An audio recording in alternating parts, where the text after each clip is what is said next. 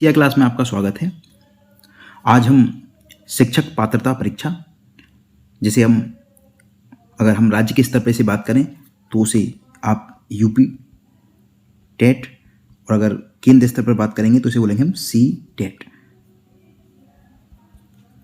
तो C TET और UP TET शिक्षक पात्रता परीक्षा के दो एग्जाम होते हैं। इसके आधार पर आप किसी भी टीचिंग जॉब के लिए एलिजिबल हो जाते हो। तो अगर हम केंद्र सरकार के स्तर पर देखें तो उसे सी टेट बोलते हैं, सेंटर वाला, और राज्य पे आप यूपी, अगर यूपी से हो तो यूपी का। तो अभी जो नोटिफिकेशन आया है यूपी टेट का, तो उसमें जो एग्ज़ाम की डेट है बहुत ही जल्दी है और 28 नवंबर को उसका एग्ज़ाम है। तो हम उसके लिए क्या स्ट्रेटजी होनी चाहिए, क्या सिलेबस है, तथा सी टेट भी दिसंबर से लेकर जनवरी के बीच है। तो देखोगे तो सिलेबस में ज़्यादा अंतर नहीं है। आपको पढ़ना, तो जो ज्ञान होता है, जो नॉलेज होती है, वो एकात्मक होता है। पढ़ा होगा तो एकात्मक से तात्पर्य होता है कि ज्ञान की जो प्रवृत्ति होती है वो एकात्मक होती है, यानी ज्ञान को हमने शोधा के लिए उसे डिवाइड कर रखा है। तो मूल जो ज्ञान है वो सब एक है। हमने physics, chemistry, biology, civics, history, geography, इस सब में डिवाइड कर रखा है, लेकिन ज्ञान एकात्मक होता है। तो अगर हम किसी एक सी टेट या यूपी टेट को अगर हम एक तैयारी करें, इसमें खास के अगर मैं सी टेट को हूँ तो सी टेट की अगर आप एक प्रॉपर वे में तैयारी करेंगे तो उसमें यूपी टेट हो जाएगा। लेकिन हमें यूपी टेट के लिए कुछ थोड़ा सा उसमें माइनर सा चेंज करना पड़ेगा, क्योंकि यूपी टेट जो होता है वो आपका थ्योरी बेस्ड क्वेश्चन, या उसे हम बोल सकते हैं कि वो तथ्यात्मक क्वेश्चन पूछता है, जबकि सी टेट जो होता है वो इम्प्लीमेंटेशन वाले, जो हम प्रयोगात्मक रूप से क्वेश्चन शिक्षक के लिए इम्प्लीमेंट कर सकते हैं, प्रायोगिक क्वेश्चन ज़्यादा पूछता है।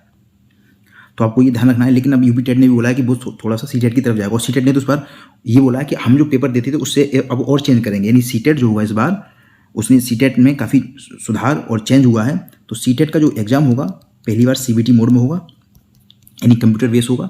और इसके अलावा सी टेट का जो सिलेबस है उसमें भी चेंज हुआ है, और क्वेश्चन की जो प्रकृति है उसको वो कह रहे हैं कि हम इसे और ज़्यादा आप थ्योरी को हटा के उसे एक लर्निंग वे किस हिसाब से उसे इम्प्लीमेंटेशन करना है, यानी इम्प्लीमेंट आपको करते हुए उस क्वेश्चन को करना है। डायरेक्ट क्वेश्चन होते हैं कि इसका बताइए, इसका ये किसने थ्योरी दी है, ऐसा क्वेश्चन की बजाय अब उसे एप्टीट्यूड, यानी उसे एग्जाम को एक प्रायोगिक तौर पे आप उसे लर्निंग बाई डूइंग के द्वारा आप उसको क्वेश्चन को बनाने की प्रकृति को बोला है सी टेट ने।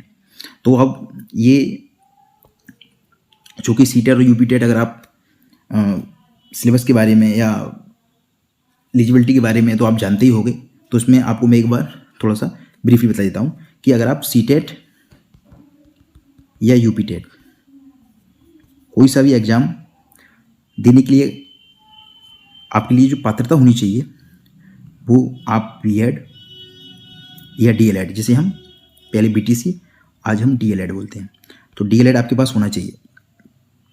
अब अगर बीएड के मांगते हैं कि आपको या तो डिग्री कंप्लीट होनी चाहिए, यानी आप तो पास होना चाहिए। अगर आप पास नहीं हैं तो आपको वो डिग्री के लिए आप अपीयरिंग में होनी चाहिए। तो आप अगर अपीयरिंग में भी होते हो तब भी आप उसे दे सकते हो, क्योंकि ये आपको जॉब के लिए जॉब नहीं है, मतलब जॉब के लिए आपके लिए कोई एग्ज़ाम नहीं कराना है। ये सिर्फ आपके लिए एक ऐसा एग्जाम है जिससे आप जॉब के लिए एलिजिबल हो गए। तो चेक करते हैं कि वो बच्चा कोई रॉन्ग एंट्री नहीं कर रहा है, ये भी इसको देखते हैं। लेकिन आपका जो मेन इसका फंडा जो आपको ध्यान रखना है कि आपने अगर इसको स्टैम्प भर दिया, आप एलिजिबल नहीं हो, भर देते हो, तो इनको कोई प्रॉब्लम नहीं है, तो आपको सर्टिफिकेट दे देंगे। लेकिन जो सर्टिफिकेट देते समय आपसे वो मार्कशीट मांग सकते हैं, आपके पास जो आपने भरा है उससे संबंध कोई चीज़ डॉक्यूमेंट ले मांगते हैं। लेकिन इसका जो मेन आपको ध्यान रखना है, अगर आपने उनको किसी तरह से दे दिया या उन्होंने उतना ध्यान नहीं दिया, लेकिन मेन इसका जो फोकस रहेगा वो आपका एग्जाम पर रहेगा। तो आपको एग्जाम जो क्लियर होगा जॉब वाला, उस पर आपको प्रॉब्लम आएगी। इसलिए आप कोशिश करें कि आप अपीयरिंग में हों तभी फॉर्म भरें या पास हो चुके हों। तो बीएड और डीएलएड वाले वो स्टूडेंट इसके एलिजिबल होते हैं सी टेट व यूपी टेट के लिए। अब तो इसका जो पेपर होता है वो दो पेपर होते हैं, paper first and paper second, paper first and paper two. Paper first में ये 1 to 5 और ये 6 to 8, यानी कक्षा 6 से 8 के लिए पेपर 2 होता है, और 1 से 5 तक के जो स्टूडेंट होते हैं उन छात्रों को पढ़ाने के लिए आप पेपर 1 दोगे। तो पेपर 1 का अगर हम सिलेबस देखें या पेपर 1 के बारे में हम देखें तो उसके क्वेश्चन आंसर कितने क्वेश्चन आते हैं। तो पेपर 1 में आपको मनोविज्ञान, जैसे हम क्या बोलते हैं CDP, child development and pedagogy, और हिंदी, यानी आप लैंग्वेज 1, जो भी आपकी लैंग्वेज 1 है, आप हिंदी लेना चाहें हिंदी, इंग्लिश लेना चाहें इंग्लिश, आप हिंदी इंग्लिश में से कोई सी भी एक लैंग्वेज ले सकते हैं। यानी आपको फर्स्ट कुछ पेपर में CDP तो आपको रखना है, मनोविज्ञान इसमें भी होगा और CDP इसमें भी होगा, ध्यान रखना है। तो CDP के इसमें 30 क्वेश्चन आएंगे और CDP के पेपर 2 में भी 30 ही क्वेश्चन आएंगे। टोटल क्वेश्चन 150, इसमें भी 150 होंगे। आपको जो टाइम मिलेगा वो 150 मिनट मिलेगा। आपको 150 प्रश्न 150 मिनट में करनी है। इसमें भी आपको 150 क्वेश्चन ही 150 मिनट में करनी है, यानी समय दोनों में ही आपको 150 मिलेगा और 150 मिनट यानी आप 2.5 घंटा, और 2.5 घंटे में आपको 150 क्वेश्चन करने होते हैं। और उनको जो क्वेश्चन का डिवाइडेशन किया है, CDP में आपको 30 क्वेश्चन मिलेंगे फर्स्ट में, और पेपर सेकंड में भी आपको 30 क्वेश्चन मिलेंगे। और हिंदी जो आपकी लैंग्वेज 1, इसे लैंग्वेज 1 मानो, हिंदी मत बोलो, इसे बोलते हैं हम लैंग्वेज 1। अब लैंग्वेज 1 में आपको 30 क्वेश्चन, और यहाँ भी आपको लैंग्वेज 1 में 30 क्वेश्चन। आप लैंग्वेज 2 जो रखोगे उसमें आपको 30 क्वेश्चन, और इसमें भी आपको 30 क्वेश्चन मिलेंगे लैंग्वेज 2 में।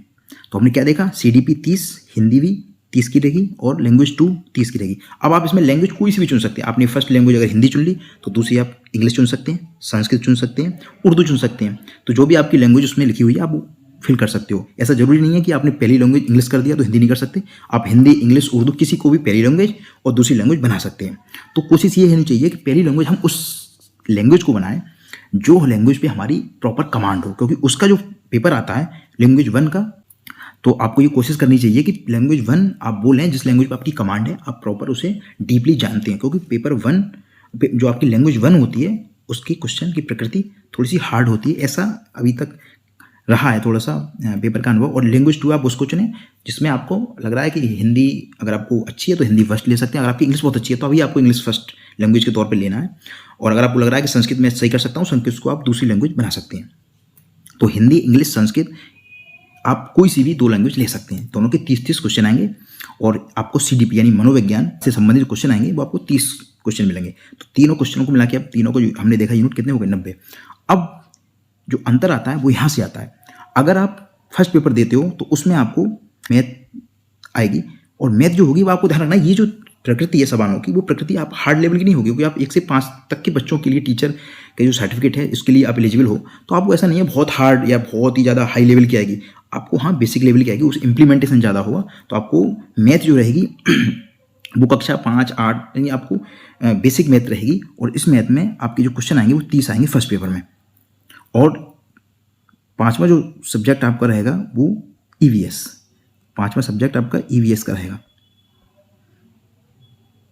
तो EVS के भी आपको 30 क्वेश्चन मिलेंगे। तो EVS का मतलब पर्यावरण शिक्षा। तो आप पर्यावरण से ये मत समझ लेना कि पर्यावरण से संबंधित क्वेश्चन आएंगे। इस पर्यावरण से मतलब ये होता है कि जो छोटे बच्चे होते हैं उनको ज्योग्राफी, हिस्ट्री, जितने भी सामान्य अध्ययन के क्वेश्चन होते हैं या जो सिलेबस होता है जिसमें साइंस भी रहता है, वो सब उसे बच्चों को पर्यावरण के माध्यम से बताई जाती है। यानी एनवायरनमेंट एक सब्जेक्ट पूरे सब्जेक्ट में एनवायरनमेंट के द्वारा उन सब क्वेश्चनों की प्रकृति इसमें दी जाती है बच्चों को। तो आप एनवायरनमेंट का मतलब आप इसमें सब कुछ आ जाएगा, जिसमें आपका साइंस भी होगा, इसमें ज्योग्राफी होगी, हिस्ट्री होगी, लेकिन बेसिक होगी आपको कवर कर सकते हैं छोटे बच्चों की बुक से। जबकि हमने क्या देखा, 30-30 की ये 3 सब्जेक्ट हो चुके हैं जिसमें CDP, लैंग्वेज 1 और लैंग्वेज 2। लेकिन अगर आप पेपर 2 देते हो तो पेपर 2 में आपको बताना पड़ेगा कि आप SST से दे रहे हो, मतलब आप समाज विज्ञान से दे रहे हो, सामाजिक अध्ययन से दे रहे हो, या आप पेपर साइंस स्ट्रीम से दे रहे हो। तो आपको अगर साइंस स्ट्रीम से होगा तो आप उसमें मैथ और साइंस आपको दोनों के 60 क्वेश्चन मिलेंगे। यानी आप उसको बताना है, यानी आप अगर SST से देते हो तो SST के, और अगर आप साइंस से देते हो तो साइंस और मैथ के आपको 60 क्वेश्चन देने हैं। तो आप ऐड कर सकते हैं 30, 30, 30, 90 और 60, 150, चारों मिला के 150 हो गई है। यानी इसमें आपको 4 सब्जेक्ट हैं, इसमें जबकि 5 सब्जेक्ट हैं। मैं इसे रिवाइज कर देता हूँ। Paper 1 and paper 2। पेपर 1 में आपके पास 5 सब्जेक्ट हैं, जिसमें पहला CDP, दूसरा लैंग्वेज 1, तीसरा लैंग्वेज 2, चौथा मैथ, 5वां EVS। सब 30-30 का है। तो आपको देखा जाए तो 30-30 का मतलब है सभी को आपको 1-1 मिनट मिलेगा, क्योंकि 150 क्वेश्चन और 150 आपके मार्क्स हैं। तो आपको 30-30 सब में। जबकि लैंग्वेज 2 में आपके पास जो सब्जेक्ट रहेंगे वो सिर्फ 5 सब्जेक्ट ही। पेपर 1 में आपको 5 सब्जेक्ट, जबकि पेपर 2 में आपके पास सिर्फ 4 ही सब्जेक्ट हैं, जिसमें पहला CDP सेम और सेम 30 क्वेश्चन। पेपर 2 आपको लैंग्वेज 1 30 और लैंग्वेज 2 30।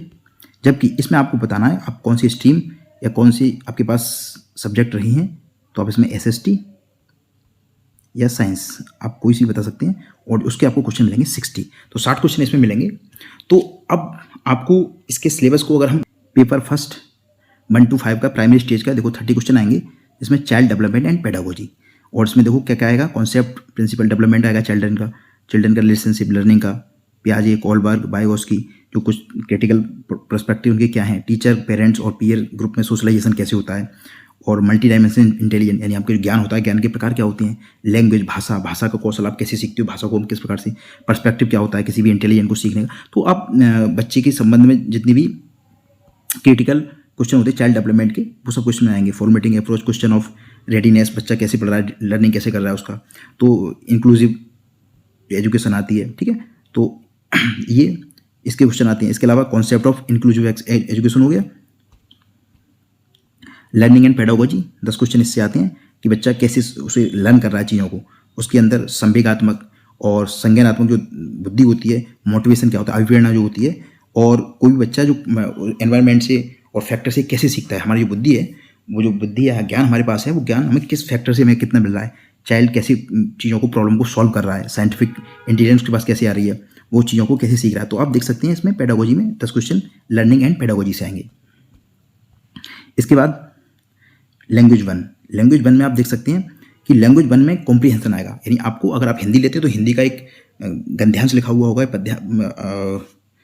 लैंग्वेज 1 में आपको कॉम्प्रीहेंशन देगा, उस कॉम्प्रीहेंशन को पढ़ना है आपको, और उसमें से ध्यान रखना है 2 पैसेज मिलेंगे, एक प्रोज का मिलेगा, एक ड्रामा या 1 पोएम का मिल सकता है। तो इसलिए मैंने आपको बोला था लैंग्वेज 1 आपको बोली नहीं जिसमें अच्छी कमांड हो। अगर आपने लैंग्वेज 1 ले ली जो आपको कम आती है, तो उसका प्रोज का या ड्रामा का या पोएट्री पोएम का कोई आ गया और आपको वो लैंग्वेज अच्छी से नहीं आती है, तो आप उसको अंदर से जो क्वेश्चन है उसको पूरे तरह से नहीं समझ पाएंगे। तो इसलिए कॉम्प्रीहेंशन आएगा, इंटरफेरेंस ग्रामर की आएंगे, वर्बल एबिलिटी आएगी, तो ये सब देख सकते हैं।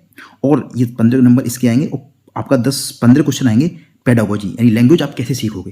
तो लैंग्वेज में हम देखते हैं कि एक्विजिशन करता है बच्चा, ठीक है, और लैंग्वेज टीचिंग का क्या है, रोल क्या है, ठीक है, और बच्चे की सीखने की जो स्किल होती है, बोलने की स्किल, ये सब ग्रामर से संबंधित उसकी लैंग्वेज की स्किल है, वो सब आएगा। जबकि लैंग्वेज 2 में आप देख सकते हैं इसमें कॉम्प्रीहेंशन आएंगे, और उसमें क्वेश्चन वगैरह वर्बल एबिलिटी के, और इसमें भी सेम सिलेबस है दोनों का। आप देख सकते हैं 30 क्वेश्चन उसके और 30 क्वेश्चन लैंग्वेज 2 के। 2 लैंग्वेज आपको रखनी है, 2 भाषाएं। इसके बाद मैथ का देख सकते हैं, तो मैथ आपको बेसिक मैथ आएगी, 30 क्वेश्चन इसकी मैथ के, जिसमें जियोमेट्री आएगी, शेप वगैरह आएंगी, ठीक, आयत, घन, वर्ग, solid, around us, numbers, number system, addition मतलब जोड़ घटा, मल्टीप्लिकेशन क्या होता है, डिवीजन क्या होता है, measurement, weight, time, volume, data handling, pattern, money. उसके बाद फिर पेडागोजी से देखो 15 क्वेश्चन पेडागोजी इश्यू से आएंगे, मतलब बच्चा जो है मैथ को सीखने में उसे प्रॉब्लम क्या आ रही है, वो कैसे इस चीज़ों को हैंडल करेगा, यानी हमें जो शिक्षा है उसका मनोविज्ञान मैथ का कैसे आपको उसे अच्छे से इफेक्टिव वे में बच्चा सीखेगा, उस लैंग्वेज को, मैथ की, उस मैथमेटिक कैरिकुलम को कैसे कवर करेगा। तो ये सब पेडागोजी से क्वेश्चन 15 नंबर के 15 क्वेश्चन, जबकि 15 क्वेश्चन आपको प्रॉपर मैथ से आएंगे।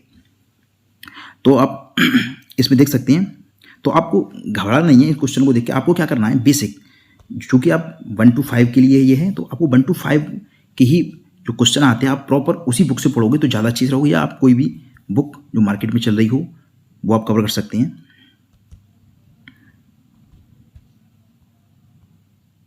ईवीएस में भी 30 क्वेश्चन है, और ईवीएस का आप देख सकते हैं इसमें क्या है, family, friend, relationship, work and play, animal, plant, food, shelter, water,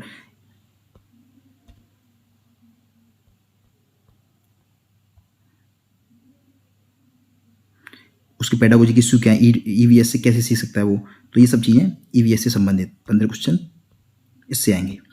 अब अगर हम पेपर 2 की बात करें, तो पेपर 2 में सेम सीडीपी के 30 क्वेश्चन है, और सेम सब वही पूरा सिलेबस सेम दे रखा है पेपर 1 और पेपर 2 का। आप देख सकते हैं कैसे वो सीखेगा, इंक्लूसिव एजुकेशन कैसे करेगा, लर्निंग पेडागोजी कैसे करेगा। लैंग्वेज 1 सेम, थोड़ा सा स्तर जो होगा इसमें ध्यान रखना है, स्तर थोड़ा सा अच्छा हो जाएगा, क्वेश्चन की जो प्रकृति होगी थोड़ी अच्छी हो जाएगी, और उसमें कोई सिलेबस में अंतर नहीं है। हाँ, आप यहाँ पे अंतर आ जाएगा, मैथ के क्वेश्चन और साइंस के क्वेश्चन कुछ अच्छे, जो 60 इस बात के हैं, ये आपका सिलेबस आपको ध्यान रखना है, ये 60 नंबर का मतलब जो साइंस स्ट्रीम से होंगे तो उनके लिए है ये, ठीक है। तो आप अगर एसएसटी से हो तो एसएसटी वालों को मैथ इसमें बिल्कुल नहीं पढ़ना है। पेपर 2 में थोड़ा सा ये रहेगा कि आपको मैथ और साइंस के क्वेश्चन नहीं करने हैं, आपको एसएसटी के वाले आपको 60 क्वेश्चन मिल जाएंगे और 30 लैंग्वेज से और 30 आपके पीटी सीडीपी से आपको मिलेंगे। और अगर आप साइंस से देख सकते हैं इसमें, और अगर एसएसटी के तो एसएसटी में आपको हिस्ट्री पढ़ना है प्रॉपर, ये सब देख सकते हैं आप। और हिस्ट्री के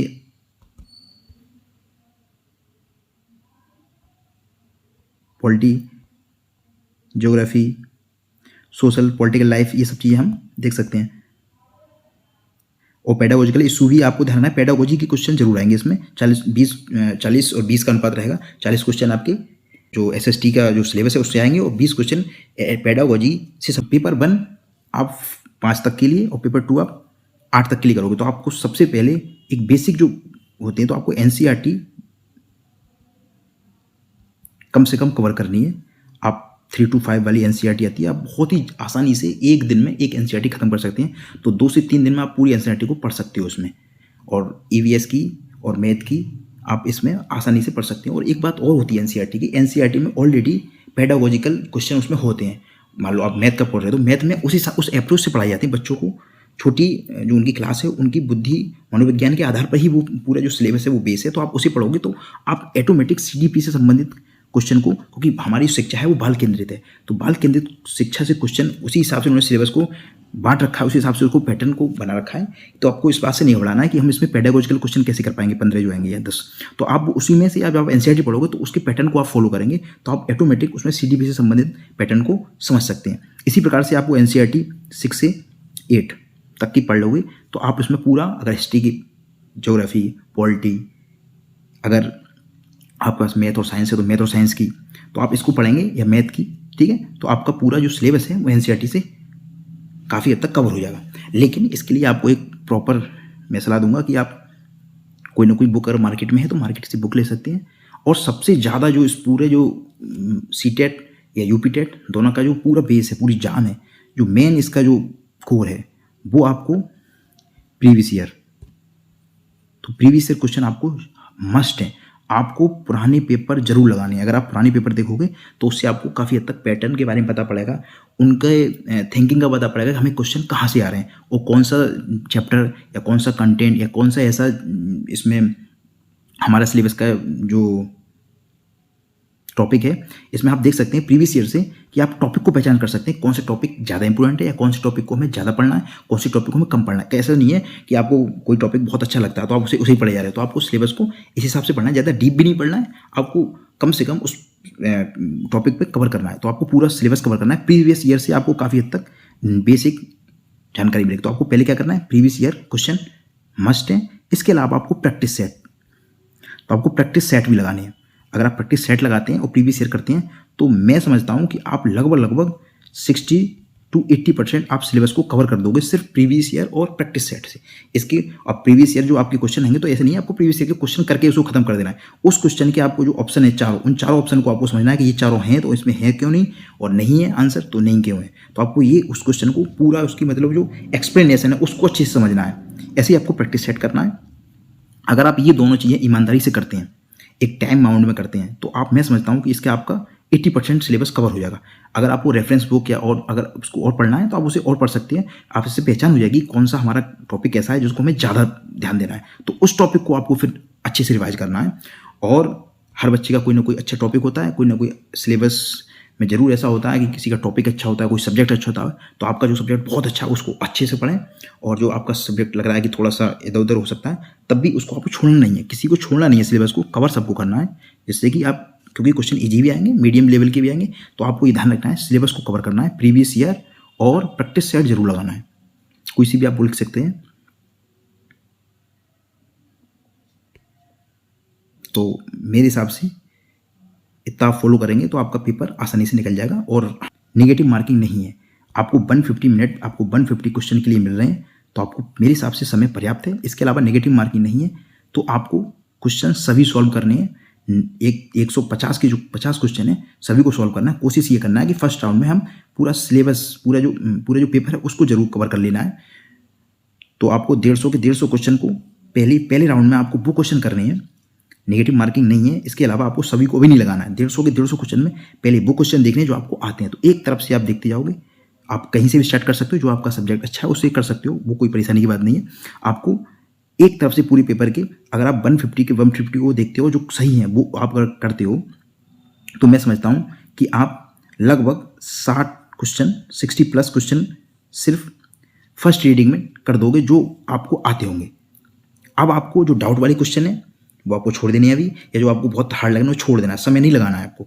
तो आपको पहले राउंड में ये जरूर करना है कि जो आपको आसान क्वेश्चन है, जो आपको आते हैं, आपके बिल्कुल फिंगर टिप्स में है, तो उन क्वेश्चन को कम से कम जल्दी से जल्दी करना है, क्योंकि आपको ये 60 जो क्वेश्चन है वो आपको मेरे हिसाब से 30 मिनट में कंप्लीट हो जाएंगे, क्योंकि ये सवाल आपको आते हैं कम समय में, इफेक्टिव वे में आप इसे जल्दी कर सकते हो। तो आपको थोड़ा सा कॉन्फिडेंस लेवल भी बढ़ जाएगा और आपको थोड़ा ये लगेगा मैं पेपर पूरा गो थ्रू भी हो जाओगे पेपर के। तो आपको 60 क्वेश्चन 30 मिनट। अब आपको क्या करना है, उसके बाद जो थोड़े डाउट के क्वेश्चन है या फिर थोड़ा सा लग रहा है कि इसमें ये हो सकता है, जहाँ पे आपके 4 ऑप्शन है, 4 ऑप्शन में आपको लग रहा है कि ये 2 ऑप्शन हो सकते हैं और ये 2 ऑप्शन बिल्कुल नहीं हो सकते, तो आपको फिर इन दोनों में से लग रहा है कि कहीं ना कहीं से, तो आपको ऐसे क्वेश्चन 30 से 40 क्वेश्चन आपको अगर ऐसे मिलते हैं तो उनको कर देना। उनमें लगभग इसमें भी आपको 30 मिनट मिलेंगे।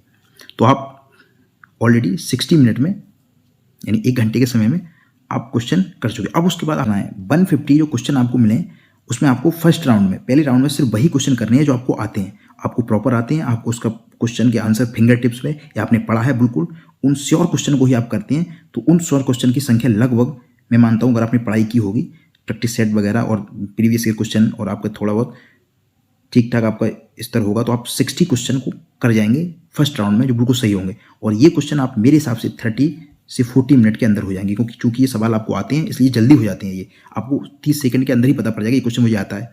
तो आप ये क्वेश्चन 40 मिनट मैक्सिमम आप इसे कवर कर लोगे। उसके बाद जो नेक्स्ट वो क्वेश्चन आप करने हैं जो आपको डाउट में लग रहा है, पहले गो थ्रू कर देना पूरा पेपर, 150 के 150 क्वेश्चन पढ़ लेने हैं, इसमें 60 क्वेश्चन जो आपको आते हैं वो कर लेने हैं। उसके बाद 40 क्वेश्चन को करना है वो जो डाउट वाले क्वेश्चन है, इसमें लग रहा है कि इसमें कुछ आता है, थोड़ा थोड़ा डाउट है, तो इसमें आप रिस्क ले सकते हैं। इसके आप क्वेश्चन में 40 मिनट ले सकते हैं। उसके बाद आप 100 क्वेश्चन कवर कर सकते हैं। आपके पास 50 क्वेश्चन अब जो बचते हैं, उन 50 क्वेश्चन में भी कोशिश करनी है कि इनमें से भी कहीं ना कहीं से थोड़ा बहुत जहाँ पे डाउट है उसको कवर करना है। अब उसमें जो बाकी जो आपको पूरे तक का तुक्का लगाने का जो ऑप्शन है वो बाकी क्वेश्चन को आपको लगाने के लिए दे सकते हैं। तो इससे क्या होगा, आपके एक माइंड में एक स्कीमा बन जाएगा, एक माइंड में आपका डिवाइडेशन हो जाएगा, एक फोल्डर बन जाएगा कि मैंने 60 क्वेश्चन प्लस 70 भी हो सकते हैं, वो किसी किसी व्यक्ति पे संज्ञान पर निर्भर करता है, उसने कैसी पढ़ाई की है, कैसा उसको वहाँ पे प्रेजेंस ऑफ माइंड या अवेयरनेस रही है। कभी कभी पेपर हार्ड आ जाता है, सिंपल आ जाता है, उसके लिए वेरी करता है क्वेश्चन। तो 60 हो सकते हैं, किसी के 70 भी हो सकते हैं। ऐसा नहीं है कि आपने बोला कि 60 करने हैं, 50 होते हैं, 50 हो सकते हैं, 60 हो सकते हैं, 70, किसी का 80 भी हो सकता है जो उसको अच्छे से आते हो। तो आपको पहले राउंड में वो क्वेश्चन करने जो कुछ श्योर है, तो आप 60 70 ऐसे क्वेश्चन आप कर लोगे। उससे आपके दिमाग में ये हो जाएगा कि मैं लगभग इतने क्वेश्चन पे चल रहा हूँ। क्योंकि आपको ये भी तो पता होना जरूरी है कि लाइव लोकेशन आपकी पता होना चाहिए कि मैं किस स्टेज पे इस पेपर में हूँ। अगर आपने पहले राउंड में आपको थोड़ा थोड़ा आइडिया हो जाएगा मैंने आधे क्वेश्चन या 60 क्वेश्चन है जो मैंने सही कर दिए, अब आपको 30 क्वेश्चन और चाहिए। जनरल के लिए 90 क्वेश्चन चाहिए तो आपने 60 कर दिए सही, तो आपको 30 क्वेश्चन चाहिए। अगर आप ओबीसी में तो आपको 82 क्वेश्चन सही करने हैं। अगर आप ओबीसी में 82 क्वेश्चन और जनरल में आपको 90 क्वेश्चन, अब आपको 90 क्वेश्चन में 30 और चाहिए। तो आप अगर नेक्स्ट राउंड में 30 से 40 क्वेश्चन जो आएंगे जो डाउट वाले हैं, तो उसमें आप अगर 30 भी सही हो जाएंगे 40 में से, या 20-25 भी सही हो जाएंगे, तो आप लगभग 85 प्लस या 90 के आसपास पहुंच चुके हैं। अगर आपने पहले 70 किए हैं तो आप 90 क्रॉस हो गए। उसके बाद आपको तुक्का लगाओगे तो आप तुक्के में जरूर 5 क्वेश्चन 10 क्वेश्चन सही हो जाएंगे। तो आप श्योर हो कि वो 100 के आसपास आप पहुंच गए हो। तो आपको मैंने जो बात बताई है आपको ध्यान रखना है, इसको पॉजिटिव वे में लेना है। ऐसा नहीं है कि पेपर बहुत बड़ा हुआ या ऐसा भी नहीं है कि बहुत आसान है। आपको पेपर को यथार्थवाद के साथ पकड़ के रखना है, आपको सिलेबस कवर करना है, क्वेश्चन आंसर प्रैक्टिस सेट लगाने हैं, प्रीवियस ईयर को क्वेश्चन लगाने हैं, और आपको पेपर को प्रॉपर पढ़ना है।